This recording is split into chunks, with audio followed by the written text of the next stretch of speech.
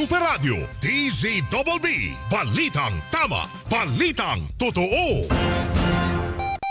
Oras mga kapuso, alas 3:32 ng umaga. The President said there's only one upper chamber, and it is the Senate of the President,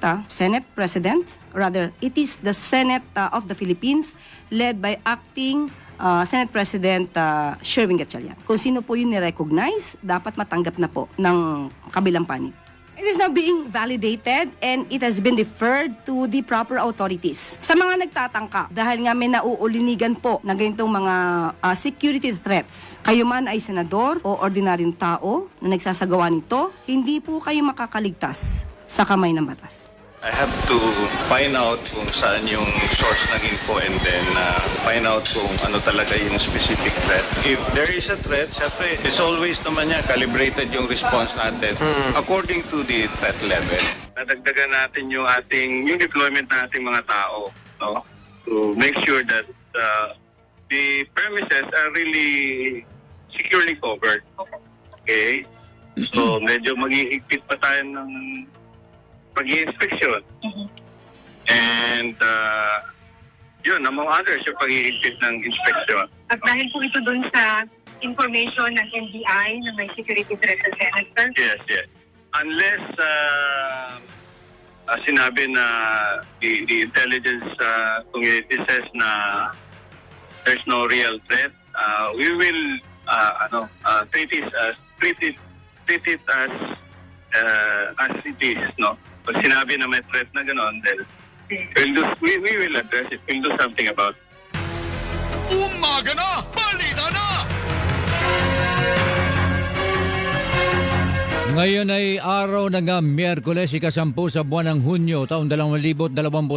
Magandang umaga Pilipinas, naritong mainit at komprehensibong mga balita dito lamang sa Umaga na Balita na. Ako naman si Mau de la Cruz. Sa ulo naman nagbabagang balita, bilang ng mga namatay sa magnitude 7.8 na lindol sa Mindanao, umakyat na sa 38 ayon sa Office of Civil Defense. Halaga ng pinsala sa infrastruktura sa Davao Region at Soc-Sargen pumalo na sa mahigit 500 milyong piso.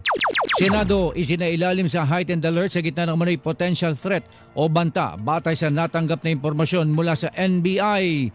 Pre-trial conference para sa impeachment case laban kay Vice President Sara Duterte tinakda sa ika-18 ng Hunyo ng Senate Impeachment Court. 18 umano'y dating bodyguard ni dating Congressman Zaldico sinampahan ng reklamo sa Manila Prosecutor's Office. Presensya ng isang umanong floating structure sa Baho de Masinloc kinumpirma ng National Task Force for the West Philippine Sea. Tinuturong mastermind sa pagdukot at pagpatay sa Korean businessman na si Ji Ik-ju na si dismissed Police Lieutenant Colonel Rafael Dumlao III na aresto ng pulisya. At bilang ng mga walang trabaho o negosyo sa bansa, bahagyang bumaba noong Abril kumpara noong Marso ayon sa Philippine Statistics Authority. Umaga na! Balita na! At sa detalye ng mga balita, umabot na sa 38 ang bilang ng mga namatay sa magnitude 7.8 na lindol sa Mindanao nitong Lunes. Iyan ay matapos itong madagdagan ng isa batay sa ulat ng National Disaster Risk Reduction and Management Council o NDRRMC hanggang alas 3 ng hapon kahapon.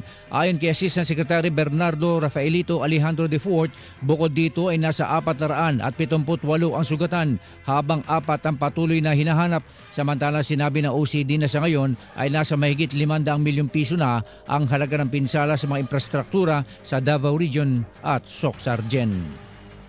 Umaga na! Balita na!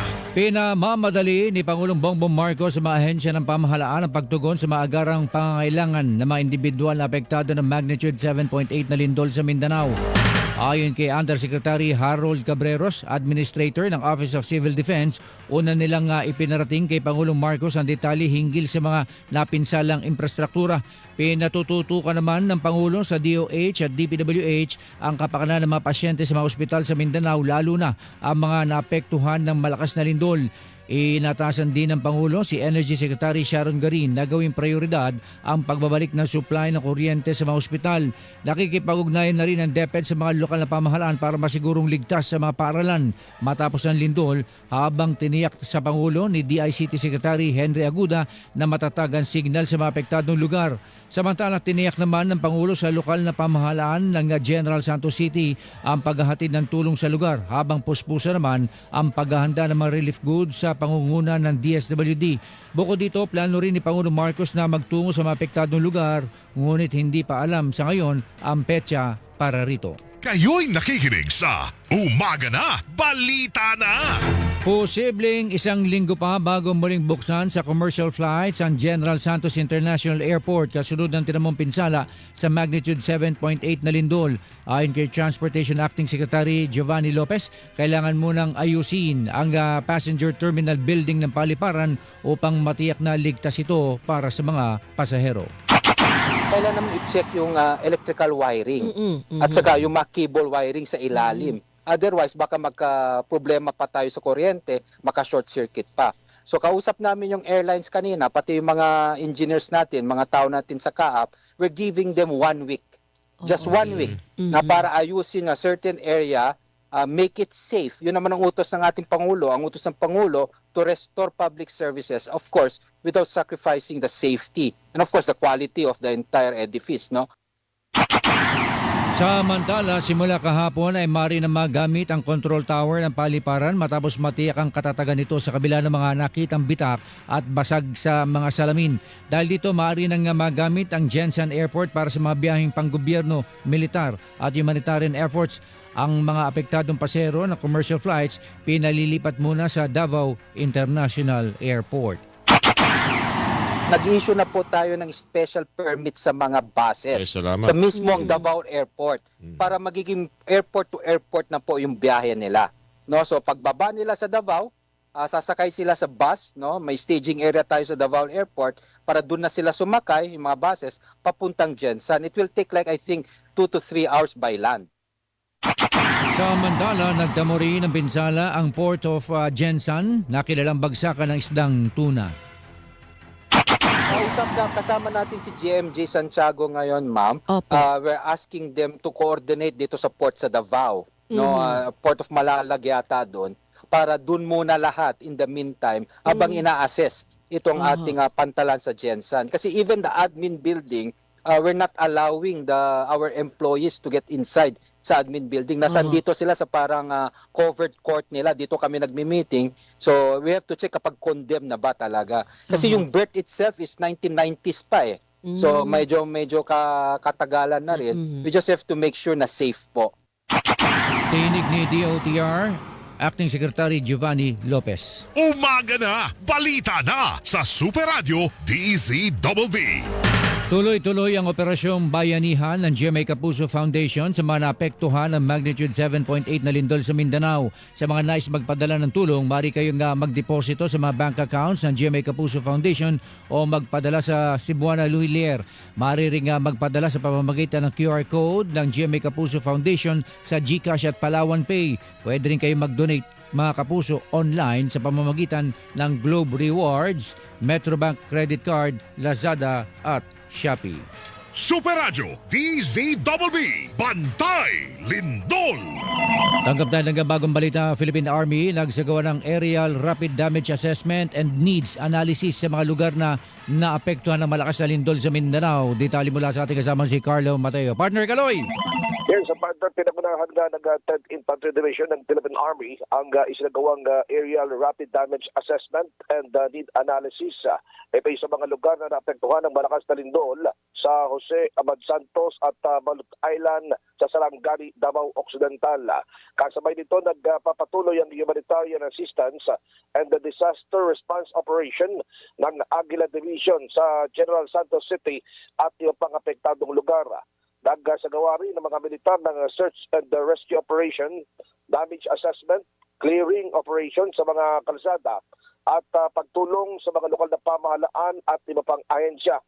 4 na residente mula sa Balut Island na nailigtas sa kasagsagan ng operasyon ng agad na inilikas sa pamamagitan ng Philippine Air Force Black Hawk helicopter, upang madala sa mga pagamutan para naman sa medical atensyon. Ayon kay Commander Major General Alvin Luzon, prioridad ng militar ng ang kaligtasan at kapakanan ng mga residenteng naapektuhan ng malakas na lindol. Anya patuloy ang pakikipag-ugnayan ng AFP sa mga ahensya ng gobyerno at mga lokal na pamahalaan upang matiyak na makararating ang tulong ng mga nangangailangan, lalo na sa mga barangay sa Davao Occidental na nananatiling mahirap marating dahil nga sa sira-sirang kalsada. Ako si Carlo Matay ng GMA Super Radio DZBB Balitang Totoo. Super Radio DZBB Bantay Lindol. Kayo'y nakikinig sa Umaga na, Balita na. Sa iba pang balita, isinailalim kahapon sa heightened alert status ang Senado kasunod ng mga ulat hinggil sa mga banta sa mataas na kapulungan. Ayon kay Senate Sergeant at Arms Alfred Corpus, ipinatupad nila ito batay sa impormasyon na ibinahagi ni NBI Director Melvin Matibag sa Senado. Sinabi rin ng opisyal na habang iniimbestigahan ng mga otoridad ang sitwasyon ay ituturing nilang totoo ang banta dahilan para ipatupad ang mahigpit na seguridad. Sa ilalim ng heightened alert status, magpapakalat ang Office of Senate Sergeant at Arms ng karagdagang tauhan sa loob at sa premises ng Senado. Ihigpitan din ang pag-iinspeksyon sa mga individual habang humiling din ang OSAA sa PNP ng mga pulis na maaring i-deploy sa loob ng Senado. Nabatid na ibinahagi ni Senate President Pro Tempore at Acting Senate President Sherwin Gatchalian na binigyan siya at mga kapwa senador ng National Bureau of Investigation ng impormasyon tungkol sa mga banta na mayroong pwedeng mangyari sa Senado.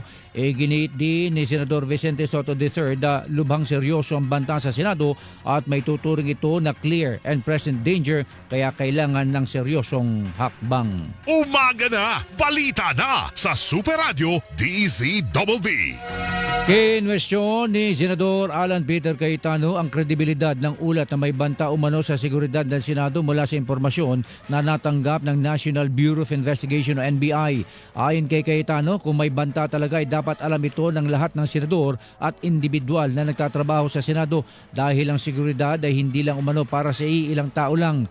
Pino na rin ni Cayetano na hindi nang galing sa sariling Sergeant at Arms ng Senado ang impormasyon kundi sa NBI. Para kay Cayetano, makabubuting timbangin muna ang impormasyon mula sa ahensya dahil may kinikilingan umano si NBI Director Melvin Matibag kaya hindi maaring italaga ama ito para magbigay ng seguridad sa mataas na kapulungan.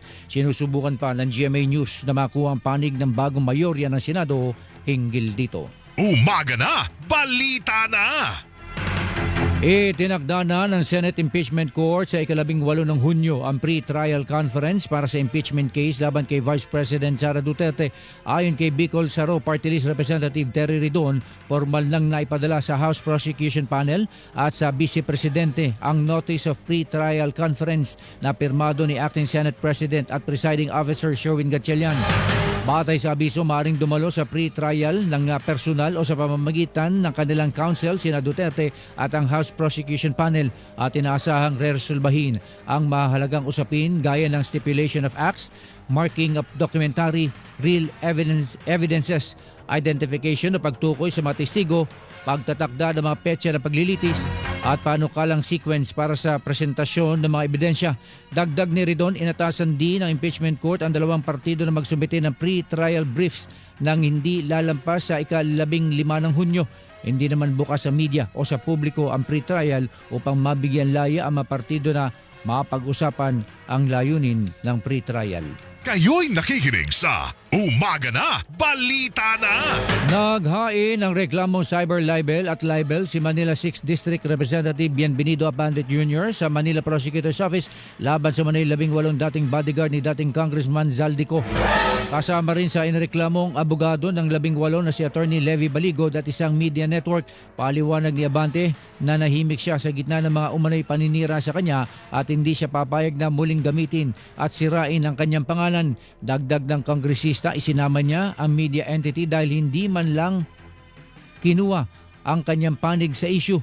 Nanindigan si Abante na wala siyang tinanggap na mali-maletang pera na mula sa flood control projects. Umaga na, balita na sa Super Radio DZBB. Naniniwala ang Malacanang na hindi tatayo sa korte ang testimonya ng 18 dating bodyguard ni dating Congressman Zaldico hinggil sa paghahati umano ng mali-maletang pera sa ilang mga personalidad. Kasunod dito ng pagpuna sa pabago-bago umanong testimonya ng 18 gaya ng sinabi ni NBI Director Melvin Matibag sa consultative meeting ng Senate Blue Ribbon Committee nitong Lunes. Ayon kay Palace Press Officer at Undersecretary Claire Castro, may tuturing na basura ang revelasyon ng 18 at ang pabago-bagong pahayag na mga ito ay hindi papasa sa masusing pag-aaral ng hukuman. Dagdag ni Castro, ngayon pa lang ay nakikita na kung anong klase ang kwento na mga ito na layong makapanira lamang ng ibang tao. Unang binawi ng 18 dating bodyguard ni Ko ang alegasyon na nagatid umano sila ng maleta na puno ng pera sa bahay ni Senador Loren Legarda. Kayo'y nakikinig sa Umaga na, balita na! Oras mga kapuso, alas 3:47 ng umaga. Umaga na, balita na!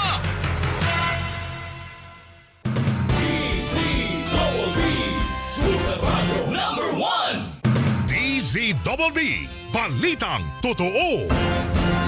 Mercury Drug, gising 24 oras sa mga piling lugar. Mercury Drug, tumutulong para sa kalusugan ng bayan. Para sa iba pang impormasyon ng kanilang serbisyo, bisitahin ang website www.mercurydrug.com. Para hindi mahuli sa mga balita, sundan ang mga social media account ng Super Radio DZBB. Mag-subscribe sa aming YouTube channel at i-follow kami sa Facebook, TikTok at X. Hanapin lamang ang Super Radio DZBB para makita ang aming mga official social media account. Tutok na para sa mga balitang tama at totoo, mga kapuso. Pakinggan ngayong Biyernes sa Suma sa Puso. Hindi mangyayari yan dahil hindi ako maghahanap ng iba. Ilang beses ko nung sinabi sa iyo yun, di ba? Di na baling walang anak, basta meron akong mabuti, mapagmahal at magandang asawa na tulad mo. Suma sa puso. Mercury Drug, gising 24 oras sa mga piling lugar. Mercury Drug, tumutulong para sa kalusugan ng bayan. Para sa iba pang impormasyon ng kanilang serbisyo, bisitahin ang website www.mercurydrug.com. Nananatiling number 1 sa buwan ng Mayo ang GMA Radio. Ayon sa AGB Nielsen Media Research, number 1 sa AM station ang Super Radio DZBB 594 na nakakuha ng 53.3% audience share. Number 1 sa FM station ang Barangay LS 97.1 na nakakuha ng 59.2% audience share. Hindi kami magsasawang maglingkod sa inyo, mga kapuso at kabarangay. Kaya naman lubos ang aming pasasalamat dahil numero 1 kami sa puso niyong lahat. Super Radio DZBB at Barangay LS 97.1 GMA Radio number 1.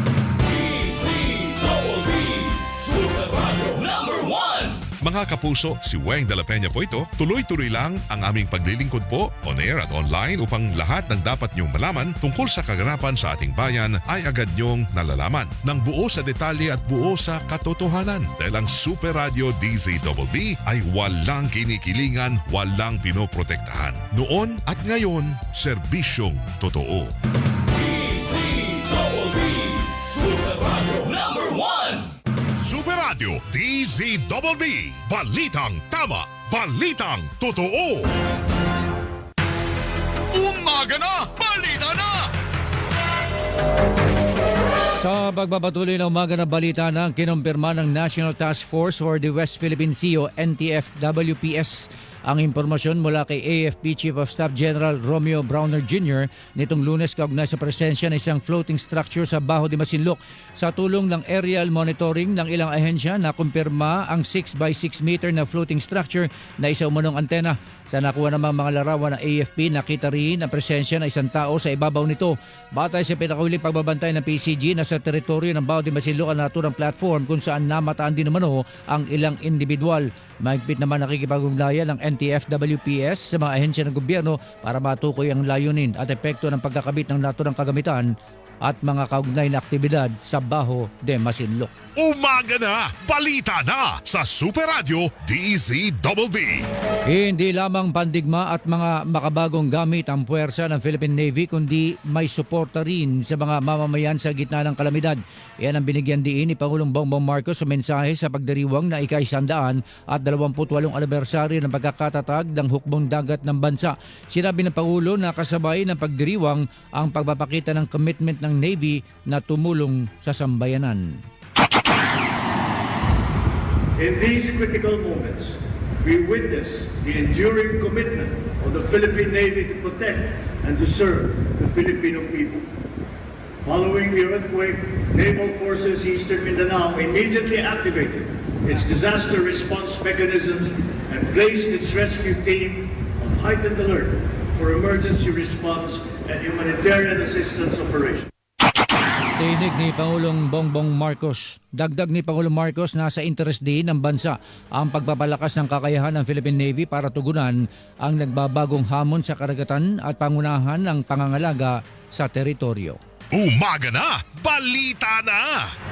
Naaresto na ng mga pulisya si dismissed Police Lieutenant Colonel Rafael Dumlao III na itinuturong mastermind sa pagdukot at pagpatay sa Korean businessman na si Ji Ik-ju noong 2016. Ayon kay DILG Secretary John Vic Remulla, naaresto si Dumlao alas 5 ng umaga kahapon sa isang bahay sa Barangay Pasong Tamo, Quezon City. Sa ngayon ay nasa kustodiya na ng PNP-CIDG si Dumlao kung saan nabatid na itinuring siya na wanted person at may patong sa ulo na 1 milyong piso. Una siyang napawalang sala sa kaso ng pagpatay at pagdukot ng Angeles Regional Trial Court, ngunit biniligtad dito ng Court of Appeals noong 2024 at hinatulan siyang guilty. Naglabas naman ng manhunt order ang mga otoridad laban sa kanya noong 2025. Kayo'y nakikinig sa Umaga na, balita na! Inaalam na ng Philippine National Police sa mga individual na posibleng tumulong sa pagtatago ni dismissed Police Lieutenant Colonel Rafael Dumlao III. Ayon kay DILG Secretary John Vic Remulla, isasalang sa forensic examination ang cellphone at laptop ni Dumlao para malaman ang mga individual na posibleng nagkanlong dito. Paliwanag ni Remulla, sumailalim sa mahigpit na pagmamanman si Dumlao dahil napag-alaman nila na ikinasal ang anak nitong babae na hindi nito dinaluhan pero nagkaroon ng movement o paggalaw sa kanilang bahay. Sinabi naman ni Remulla na naipagbigay alam na nila sa Pangulo ng Korea ang pagkakaresto kay Dumlao, gayon din sa pamilya nito habang mapupunta sa tipster ang 1 million peso sa reward dito. Umaga na, balita na sa Super Radio DZBB. Bahagyang bumaba ang bilang ng mga Pilipinong walang trabaho o negosyo sa bansa. Ayon kay Undersecretary Dennis Mapa, National Statistician at Civil Registrar General ng Philippine Statistics Authority, naitala sa 2.41 million ang bilang ng mga walang trabaho o negosyo noong Abril. Katumbas ito ng 4.7% na unemployment rate. Mas mababa ito sa 2.58 million na bilang ng mga walang trabaho o negosyo noong Marso na katumbas ng 5% na unemployment rate. Samantala, tumaas naman ang bilang ng mga underemployed na aabot sa 7.41 million noong Abril mula sa 6.03 million noong Marso. Ang underemployed ay mga may trabaho na pero naghahanap pa rin ng karagdagang oras ng trabaho o mas mataas na sahod. Umaga na, balita na! Inaasahang makakakuha ang bansa ng nasa 30 bilyong pisong halaga ng pamumuhunan sa sektor ng digital and artificial intelligence sa loob ng 7 taon. Sa gitna ng pagdiriwang na ika-10 anibersaryo ng Department of Information and Communication Technology o DICT, sinabi ni DICT Secretary Henry Aguda na makukuha ito sa ilalim ng Philippine AI Plus Infrastructure Master Plan 2033. Paliwanag ng kalihim, layo ng master plan na mapalakas ang AI at digital infrastructure ecosystem kung saan mapalalawak nito ang digital connectivity sa Pilipinas at makakuha ng karagdagang pamumuhunan sa tinatawag na digital industries. Sinabi ni Aguda na inasang aprobahan ni Pangulong Bongbong Marcos ang master plan kung saan aprobado na rin ito ng Economic and Development Council Infrastructure Committee na pinamumunuan ni Socio-Economic Planning Secretary Arsenio Balisacan. Kayo'y nakikinig sa Umaga na, balita na! Binawi na ng Department of Agriculture DA ang pansamantalang ban sa pag-aangkat ng mga poultry at bird imports mula sa Argentina. Ayon sa DA, binawi ang naturang ban matapos na ma-contain ang outbreak ng avian influenza o bird flu sa nabanggit na bansa. Matatanda na pansamantalang ipinagbawal ang importasyon ng domestic at wild birds, poultry meat, day-old chicks, mga itlog at similya ng mga manok mula sa Argentina dahil sa bird flu. Sinabi naman ni Agriculture Secretary Francisco Chu Laurel Jr. na mapalalakas ng muli ang pag-aangkat ng mga poultry product mula sa Argentina, ang supply nito sa bansa. Umaga na, balita na sa Super Radio DZBB. Nakapagdala ng panaka-naka at mahinang strombolian activity sa Bulkang Mayon sa Albay. Ayon sa PHIVOLCS, nagpapatuloy din ang pagdaloy ng lava sa Basud, Bonga at Miisi, Galis. Nakapagdala rin ng aabot sa 35 volcanic earthquakes, 22 volcanic tremors, 204 rockfall events at 3 pyroclastic density current o uson. Umabot naman sa 3,096 tonelada ng asupre ang ibinuga ng bulkan. May 1,000 metrong taas ang pagsingaw mula sa crater na napadpad sa Hilagang Silangan. Nasa alert level 3 pa rin ang bulkan Mayon at pinagbabawal ang pagpasok sa 6-kilometer permanent danger zone. Umaga na, balita na! Nagpahayag ng buong kooperasyon ng Philippine Sports Commission o PSC sa pagkamatay ng 2 student athlete ng Ateneo de Manila University. Sa pahayag kahapon, sinabi ng PSC na pupulungin nila ang kanilang sports stakeholders panel para suportahan ang investigasyon ng mga otoridad. Kasabay ng pagluluksa, sinabi rin ng PSC na magsasagawa sila ng review sa kanilang mga protocol at training practices ang kanilang mga stakeholder para gumawa ng hakbang para sa kaligtasan ng mga atleta na sumasalang sa mga pagsasanay. Nabatid na pumanaw ang 2 atleta na sina Rene Clerc Baterbonia at Divine Adili matapos malunod sa isang team building activity sa Dipakulaw, Aurora nitong June 8. Kaugnay nito, sinabi ng universidad sa isang bagong pahayag na dinala na ang mga labi ni Baterbonia at Adili sa isang punerarya sa Quezon City. Magkakasa din ng autopsy ang universidad, katuwang ang mga otoridad alinsunod sa hiling ng mga magulang ni Baterbonia. Umaga na, balita na! Antabay na mga kapuso, susunod na si Manny Vargas sa Balitang Balita sa Double B. Inyong narinig ang kabuuan ng nagbabagang balita dito lamang sa Umaga na Balita na. Ako naman si Mau de la Cruz. Tandaan mga kapuso, dito sa Super Radio DZBB, walang kinikilingan, walang pinoprotekta noon at ngayon, serbisyong totoo.